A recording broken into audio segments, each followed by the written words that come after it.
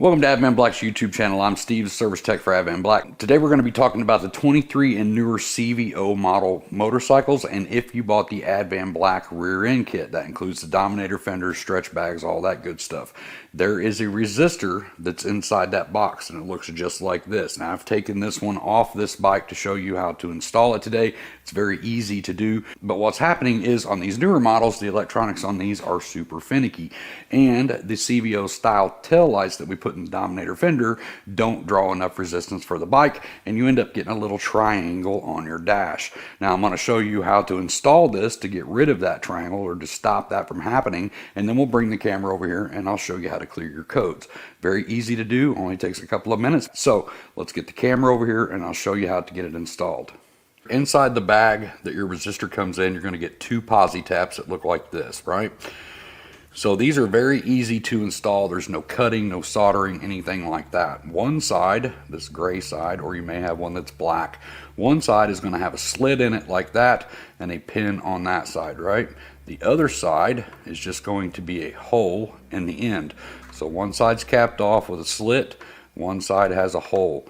So we're going to take the side with the hole, we're going to loosen that up where it's just barely got a couple of threads holding it on, and then we'll take the other side, the gray side, and we'll go ahead and split it just like that.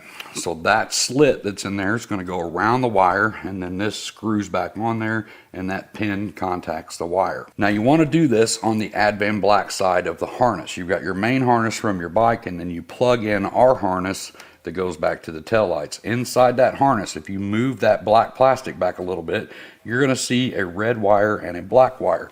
If you look at the resistor, red wire and a black wire. So we're going to slip that over our red wire where it looks like that. Take that pointy side and we're going to screw that on. You want to screw that on all the way so you can make sure that that pin goes through that wire and makes contact with the wire inside that loom. Alright, so we're just going to hold that gray side, put the red side on so it'll look just like that. Do the exact same thing on the black wire. So as you can see, we got one on the black, one on the red. We're going to take our resistor, make sure we have enough wire showing on the end here. It doesn't take a whole lot. Alright, get the black. It's going to go to black. We're going to stick this in the end of this, just like that. We're going to hold it in as we screw that cap back on, and see how that stays connected now. So we're going to do the same thing on this side. Screw it in.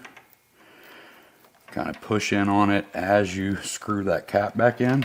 You want to give it a little pull to make sure that it's connected. Now that's it. Now what I usually do is I stick it down in this hole right here and just let it hang down in there. You can cut your wires a little shorter too. You don't have to leave them that long. But I just poke it down in there and let it hang behind the battery. Now when I took my resistor off, I intentionally pulled the brakes and made that triangle come up on the dash. If you don't have that resistor installed the first time you hit your brakes, you're going to get that triangle, which means you have a code. Everything on the bike will work correctly. You're just going to have to live with driving with that on, and that resistor is going to get rid of that. You need to turn the bike off and make sure that it goes through its full cycle of shutting down, flashing the lights for the alarm.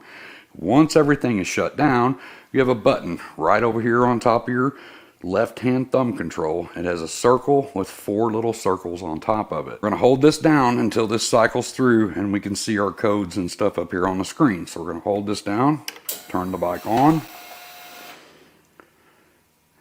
and you can see right there, I can let go. This screen's a little bit laggy when it first comes on, but you can see we've got several BCM, ECM, EHCU instruments on down the line. But the very first one, it's going to be BCM, so we're going to click that and it's going to tell you DTC code B216109. Big rectangle right here says clear DTC. We're going to click that and then this screen will come up, clear all DTCs in the BCM module. We're going to click OK. Now, I have seen it where it's taken 2 or 3 times to do this. Usually, I mean, theoretically it should do it the first time, but we're going to go ahead and do it again. And we're going to go ahead and do it again. And then we're going to go back out and you can see that BCM now says 0. Now I have seen it where, like I said, this system is super laggy. We got a big fancy screen and we're basically running on Windows 95 over here. So you need to give this time. Sometimes you can do that 3-4 times and go back and it'll still say that you have one. Go ahead and turn the bike off. Let it cycle through the alarm system and all that good stuff. Turn the bike on and then make sure that that light is indeed gone. You can see we still got it there, but once everything boots up, our triangle is now gone, right? So we've got a low pressure, low front tire, of course, and then your check engine light, your oil light, and that stuff comes on when your bike's not running, but you would have that triangle right there if it wasn't gone, right?